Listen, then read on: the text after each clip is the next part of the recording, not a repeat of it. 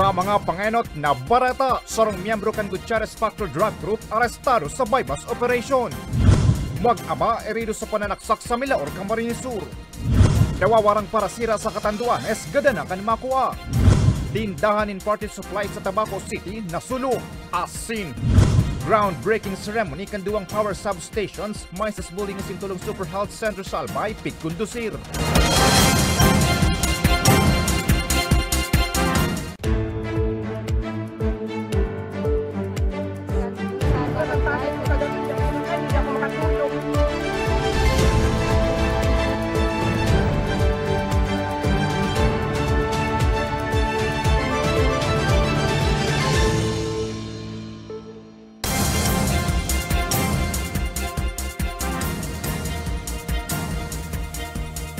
Diyos maray na banggi. Unin na ang mga baretang dapat nindong maaraman ngunya na Biyernes, Pebrero 28, taong 2025. Sa detalyes, sarong miyembro kan Gutierrez Factor Drug Group. Arestado sa pigkundusar na bypass operation sa Dait, Camarines Norte. Suspect dati nang nagsuko sa otoridad huli sa illegal na droga. May report si May Insinares. Sarong miyembro kan Gutierrez Factor Drug Group na nag-ooperate sa Camarines Norte ang nahulog sa kamot kan otoridad sa pigkasar na bypass operation sa Barangay Gahonon, Daet, Kasubagong Maagahon. Pigbisto ang suspect na si alias Andres, 46 anyos, residente kan Banwaan ng Talisay, parehong probinsya. Nakuha sa posisyon kan suspect ang tulong heat-sealed plastic sachets na pigtutubudang shabu na may gabat na 30 gramo na nagkakantidad ni nasa 204,000 pesos. Sigun sa hepe kan Daet Municipal Police Station, dati nang nagsurrender ang suspect sa Daet MPS. Alagad makalihis ang nagkapirang bulan. Nakaresibinin sumbong ang otoridad na nagbalik sa dati niyang grupo ang suspect, asin liwat na nagpalakop nin illegal na droga. Naglaylo siya, kumbaga nagbalik sa tamang trabaho, pero we don't know why, kung bakit na after few months lang, bumalik uli siya sa grupo, and then yun nga, sa monitoring natin for the past months is nasa illegal drugs activity na naman siya. Dugang pa kan otoridad, nabuwag na ninda na sabing drug group. Makalihis na maaresto ang mismong leader kan grupo. Alagad pa dagos nindang pigsususog ang natatadang mga miyembro. Dismantled na yung group, so hinahabol na lang namin yung mga natitirang mga miyembro. Hindi na sila grupo, actually. Hindi na sila nagkikita, hindi na sila nagkakausap, at hindi na rin sila sindikato kung gumalaw. Pero sabi ko nga, dahil sila yung mga miyembro, inuubos na namin sila para wala na talagang magdala pa ng grupo na yan. Sa presente, nasa kustudiya pa kan Daet MPS ang suspect para sa magkakanigong disposisyon. Para sa mga baretang Tatak, Bicol, May Insinares.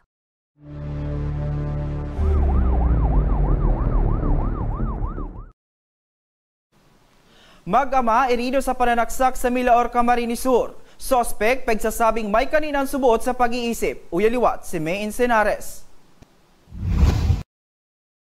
Lugadan ang 60 anyos na lalaki, asinan 26 anyos kaining aking lalaki makalihis na pagsasaksakon kan sarong babayi na may kaninan subuot sa pag-iisip. Alas 5 kasuudmang hapon sa Zone 7, Barangay San Antonio, Milaor, Camarines Sur. Susok sa investigasyon, mantang nasa gilid tinampo ang padre de pamilya, niranihan ninikan suspect hasta sa magkaigwan ng diskusyon na nauli sa pananaksak.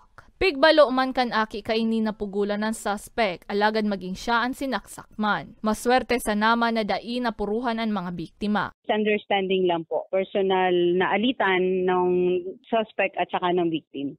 Tulos man nadadakop kan kapulisan ng suspect na sarong 70 anyos na babae na kabarangay man sa Nakan Magama. So ay mag-undergo ng psychological evaluation kung talagang nasa lucid interval siya nung nangyari yung krimen or hindi siya nasa lucid interval. Kasi kapag hindi siya nasa lucid interval, wala pong pwede tayong ikaso dyan sa suspect, o kaya kung makasuhan man siya, ay maaaring ma-acquit din lang. Pero kung nasa lucid interval siya, pwede pong makasuhan pa din ang suspect at makulong. Nasa kustudiya pa kan Milaor MPS ang suspect na posibleng mahampang sa kasong physical injury. Sa ngunyan, padagos pa ang pigigibong investigasyon kan PNP. Para sa mga baretang Tatak, Bicol, May Insinares. Nawawarang parasira sa Catanduanes, gadana kan makua kan kapwa niya parasira. Biktima nagadan subot makalis na atakiyon sa puso mantang nasa tao kan paglawod. Uya, si Regine Bue. Gada na kan madukaya na ang 45 anyos na parasirang si alias Bien kan barangay Camburo Karamuran Catanduanes na duwang aldaw ng pigahanap makalis na maglawod asin dai na makauli pa sa iyang pamilya. Alas 12:30 kasuod mga ugto kan madiskubrian sa iyang bangkay sa dagat sakop kang barangay San Andres, Pandan, Catanduanes. Sigun kay Police Staff Sergeant Crisel Hidalgo, ang tagapagtaram kan Pandan Municipal Police Station, sarong grupo nin parasira ang nakahiling sa biktima na tulos man na ipinaabot sa kaaramang kan mga nanunungdan. May report po ng mga isang barangay kagawad sa atin pong police station para po matulungan yung katawan at ma-identify kung sino at taga saan po itong katawan na ito. At since po meron din naman pong Facebook post yung kapamilya nung isang residente nga po na nawawala na taga Karamuran ay immediately yung mga taga Karamuran MDRM po ay pumunta rin po agad-agad to identify kung yun po yung taga Karamuran na nawawala po. Kan nakaaging Martes, Pebrero 25 kan huring mahiling na buhay ang biktima kan sa iyang pamilya. Basado naman sa otopsiya sa bangkay kan biktima, nagluluwas na atake sa puso ang ikinagadan kaini. Sa ating pong mga mahal na kababayan, hindi lang po dito sa Pandan, kundi sa buong isla ng Catanduanes dahil alam naman po natin na ang pangunahing pamumuhay po dito po sa isla ay pangingisda. Subalit po dahil po nakikita naman natin na ang lagay ng panahon ay talagang paiba-iba at hindi po natin kontrolado at palagi po tayong may shoreline at ito po ang dahilan kung bakit malakas ang alon, laging may pag-ulan, malakas ang hangin. Sana po ay pakiramdaman po natin yung karagatan. Alam naman natin yung ating mga mangingisda, malakas po ang pakiramdam ng mga yan upang malaman nila kung safe po ang dagat o hindi. Naiuli naman sa pamilya ang bangkay kan biktima. Para sa mga baratang Tatak Bicol, Richin Boy. Senior citizen sa Albay, biktima ng hit and run. Asin, lalaki arestado sa panhabol ng laptop sa Malilipot. Yan asin iba pang bareta sa pagbabalik kan Ako Bicol Online TV. Jericho Rosales po, Bicolano.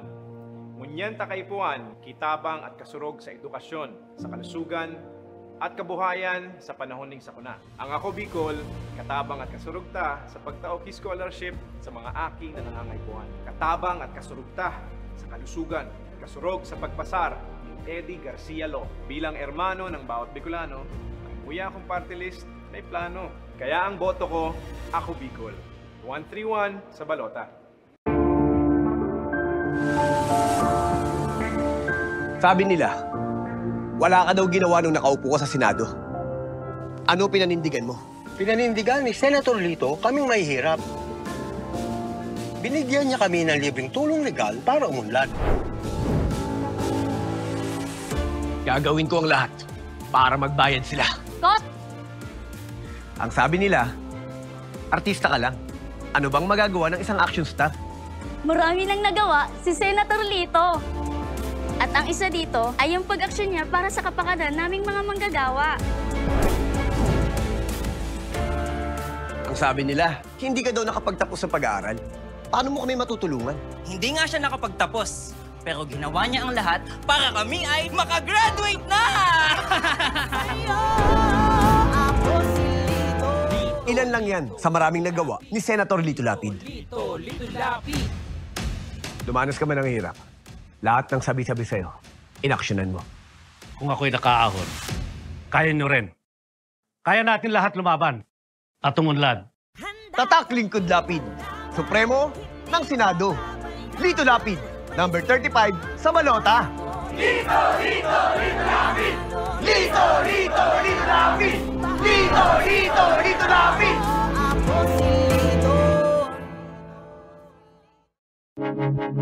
Tucked away in the province of Albay, known for its perfectly shaped Mayon volcano,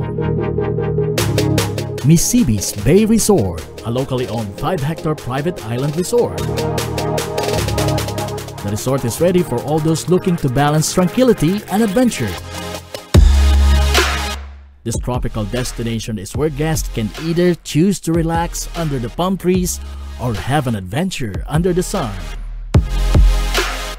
It features modern and luxurious rooms and villas, recreational facilities, and sophisticated services.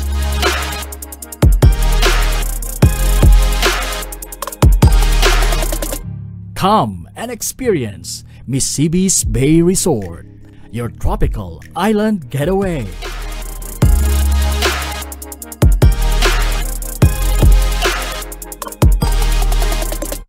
Ako si Jericho Rosales, sarong aktor. Kasurog kang kalikasan. Oragon, Bicolano. Ang boto ko, ako Bicol. Ako Bicol, 131 sa balota.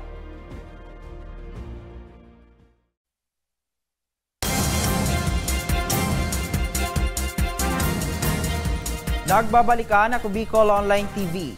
Tindahan in party supply sa Tabaco City na sulo kasubanggi. Kausakan insidente, pig-aimbestigaran pa kan BFP. Uyan sa kuyang report. Aldaw antes ang selebrasyon kan Fire Prevention Month. Nagkulor abo ang porosyon na ini sa ground floor kan Tabaco City Public Market, makalis ang nagbungkaras na kasulo sa sarong tindahan digdin in party supplies mag-aalas 7 kasubanggi. Basado sa impormasyon gikan sa Bureau of Fire Protection, dainang tao sa tindahan kan buminong karas ang kalayon. Natulos man pigtarabangan na palsukon kan mga nakahiling. Pigkakarkulong abuton sa poko mas o menos 5,000 pesos naman ang winalat na danyos kan insidente. Di man po siya nagkaigwa ng fire spread or nakadamay pa po ng ibang establishment.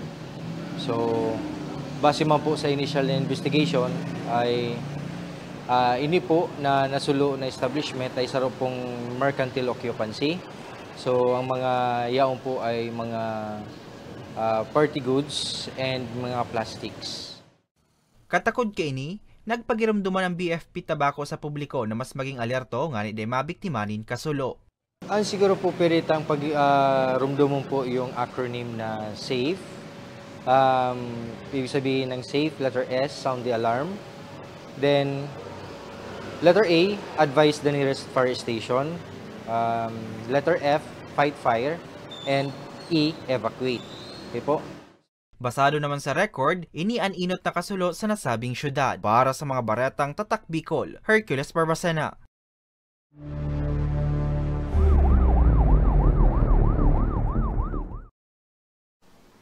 Senior citizen, biktima nin hit and run sa Manito Albay, suspect padagos pang pinaghanap kan otoridad. May report si Danica Garcia. Iridon sarong 64 anyos na lolo, makalis na ma-hit and run sa barangay Buyo, Manito Albay. Alas 9:30 kasubagong aga. Pigbison biktima na si Pablo Aramo, residente kan parehong lugar. Basado sa impormasyon, papabalyunin tinampo ang biktima kan mahagup inikan motorsiklo. Alagad imbis na tabangan ng lolo, binayaan sa nainikan sospek. Sigun kay Roy Juneda, ang responder kan Manito Emergency Quick Response Team, sarong concerned citizen ang nagpaabot sa indang opisina dapit sa nangyaring insidente. Natulos manindang nirespondehan. So sabi niya, tumatawid daw po siya sa kalsada at biglang may bubunggo sa sa paanan. Kaya po nakuha niya yung na-injury. Kasi malapit yun po sa bakery. Tapos nung patawid daw po siya, nasalpok daw siya ng nakamotor. Nagsapo nin seryosong tama sa bitis ang biktima na padagos pang pigbubulong hastangunyan sa Manito Municipal Hospital. Ang paano ko lang po na gabos pong nagabali po ng kalsada, dapat po manod po kita mag left and or right. Iyo po tanganin kung safe kita permi. Tapos dapat po permi kita po alerto sa kita po aram na may mga motorista pong mga makaskaton pero may iba man pong mga magluya po magpadalagan. Tanganin kung safe kita. Padagos man ang ginigibong investigasyon kan PNP ngani masusog ang sospek. Para sa mga baretang Tatak Bicol, Danica Garcia. Lalaki arestado sa panhaabon ng laptop sa sarong harong nin pharmacy assistant sa Malilipot, Albay. May report si Arielo Bea. Arestado ang sarong lalaki makalis na manghabon sa sarong residensya sa Purok 5 Barangay San Jose, Malilipot, Albay, alas 7 nin banggi kaining Martes, Pebrero 25. Pigbisto ang suspect na si Alias Dado, 18 anyos na residente kan Barangay Puro, Legazpi City. Basado sa investigasyon, puwersahan na niraot kan suspect ang bintana nagibo sa jealousy kung saan kaini kinuot ang laptop na pagsadiri kan biktima na sarong pharmacy assistant. Kinuha po to na gamit po doon sa tinanggal po yung jealousy ng bintana ng titirahan ng biktima. So hanggang nga nakuha yung isang laptop na nagkakalagaan din 2,000 pesos. So ngayon yun lang naman po ang reported niya na nawawala at na-recover naman po natin. At nandito na po sa gusto natin yung laptop. Sa tabang kan mga witness, makaskas na namidbida ng suspect na nagresulta sa pagkaka-arestar. Napag-araman pa na sinanglakan suspect ang laptop sa sarong pawn shop sa Legazpi. Mag-file po, na-ready na po natin yung mga dokumento at sa Monday po mag-file po tayo ng criminal case ng theft against po ng suspect. Nasa kustudiya pa kan malilipot ang piyasan suspect na nahampang sa kasong theft. Para sa mga baretang Tatak Bicol, Ariel Ubea. PRHMC magkakaigwanan ng 10-story parking space. As seen, groundbreaking ceremony kaduang power substations by sa building as Sintulong Super Health Center sa Albay, Pigkondusir. Yan as iba pang barata sa pagbabalikan Ako Bicol Online TV. Jericho Rosales po, Bicolano. Ngunyan takaypuan, kitabang at kasurog sa edukasyon, sa kalusugan, at kabuhayan sa panahon ning sakuna. Ang Ako Bicol, katabang at kasurugta sa pagtaoki scholarship sa mga aking na nangangaypuan. Katabang at kasurugta sa kalusugan, kasurog sa pagpasar ni Eddie Garcia Law. Bilang ermano ng bawat Bicolano, ang muya kong party list may plano. Kaya ang boto ko, Ako Bicol. 131 sa balota. Sabi nila, wala ka daw ginawa nung nakaupo ka sa Senado. Ano pinanindigan mo? Pinanindigan ni Senator Lito kaming mahihirap. Binigyan niya kami ng libreng tulong legal para umunlad. Gagawin ko ang lahat para magbayad sila. Kot! Ang sabi nila, artista ka lang. Ano bang magagawa ng isang action star? Marami nang nagawa si Senator Lito. At ang isa dito ay yung pag-aksyon niya para sa kapakanan naming mga manggagawa. Ang sabi nila, hindi ka daw nakapagtapos sa pag-aaral. Paano mo kami matutulungan? Hindi nga siya nakapagtapos, pero ginawa niya ang lahat para kami ay makagraduate na! Ilan lang yan sa maraming nagawa ni Senator Lito Lapid. Lito Lapid. Lumanas ka man ng hirap. Lahat ng sabi-sabi sa'yo, inaksyonan mo. Kung ako'y nakaahon, kaya nyo rin. Kaya natin lahat lumaban at umunlad. Tatak Lingkod Lapid, Supremo ng Senado. Lito Lapid, number 35 sa balota. Lito Lapid! Lito Lapid! Lito Lapid!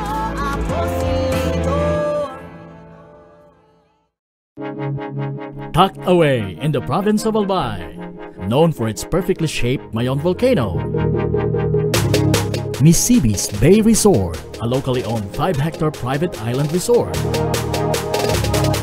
The resort is ready for all those looking to balance tranquility and adventure.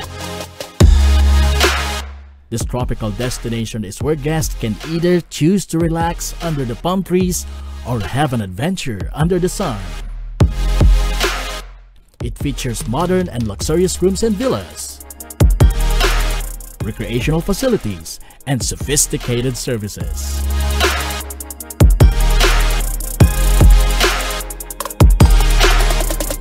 Come and experience Misibis Bay Resort, your tropical island getaway.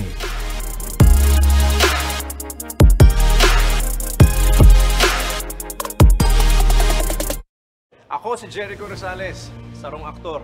Kasurog kang kalikasan. Oragon, Bicolano. Ang boto ko, Ako Bicol. Ako Bicol, 131 sa balota.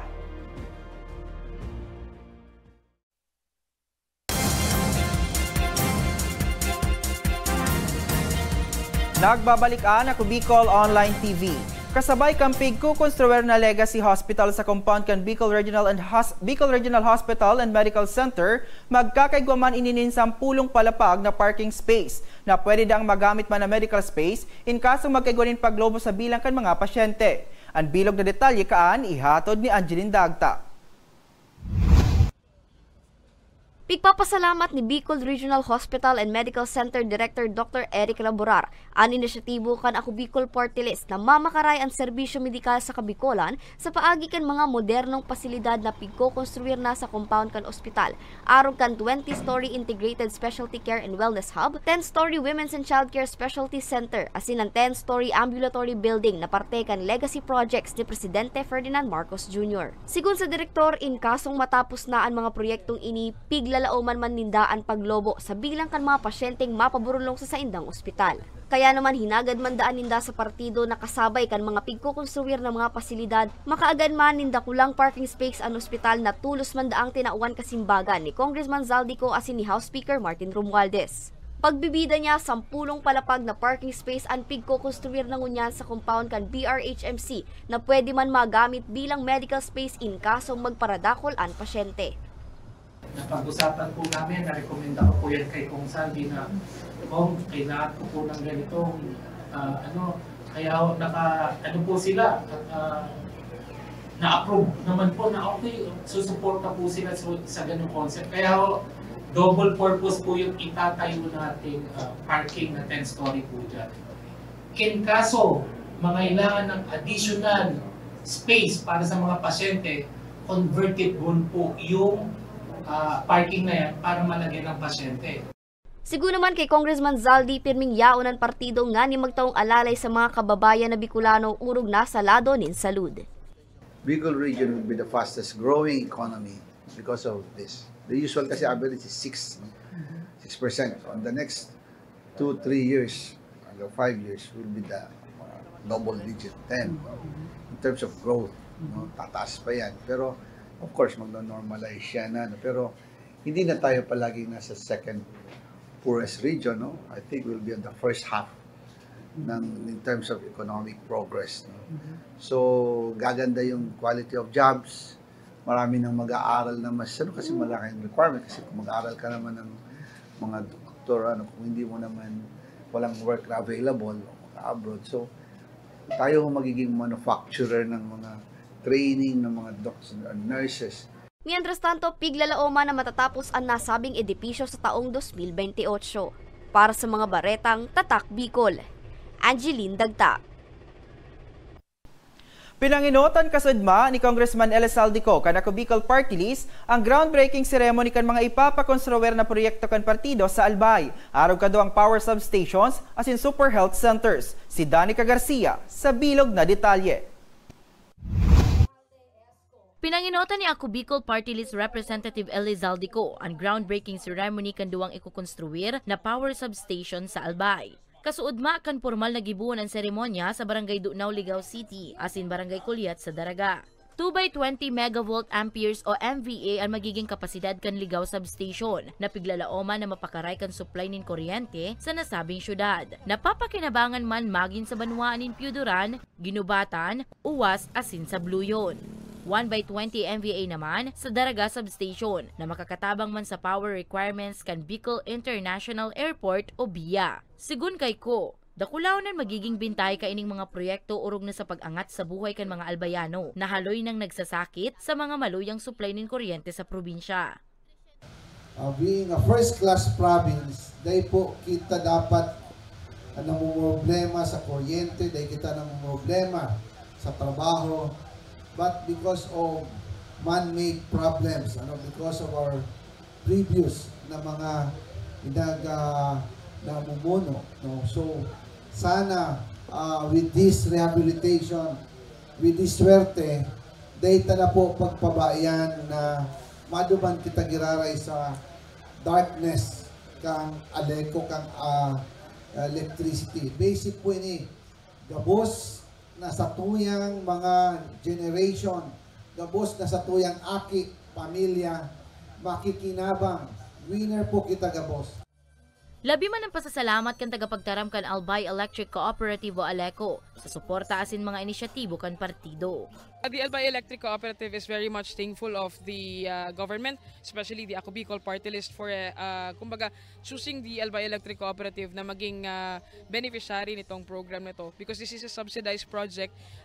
Gobyerno po ang nagdala nito dito sa probinsya ng Albay para matulungan po natin ang mga member consumer owners or MCOs.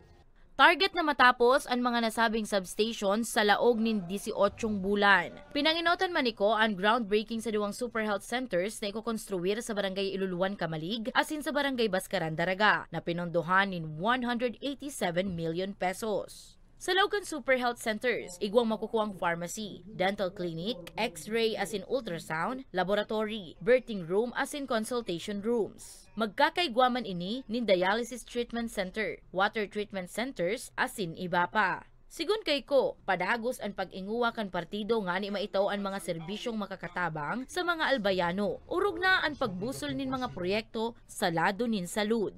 I will ask the BRMC of the Bicol Regional Medical Center na magkaigwang MOA digdi sa Kamalig sa Super Health Center para maging extension kang BRMC sa pagkakaano tayo ni Mayor is importante na napag-urunan ni Director Laborar kasuhapon na ang hospital kadaklan minaabot duman ng pasyente almost dead on arrival na dahil natatawan ki first aid or diagnostic tools ang bawat banwaan o barangay.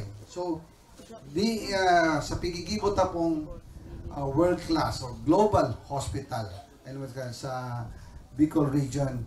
Bako lang po siya para sa bilog na Bicol, kundi sa bilog na Pilipinas.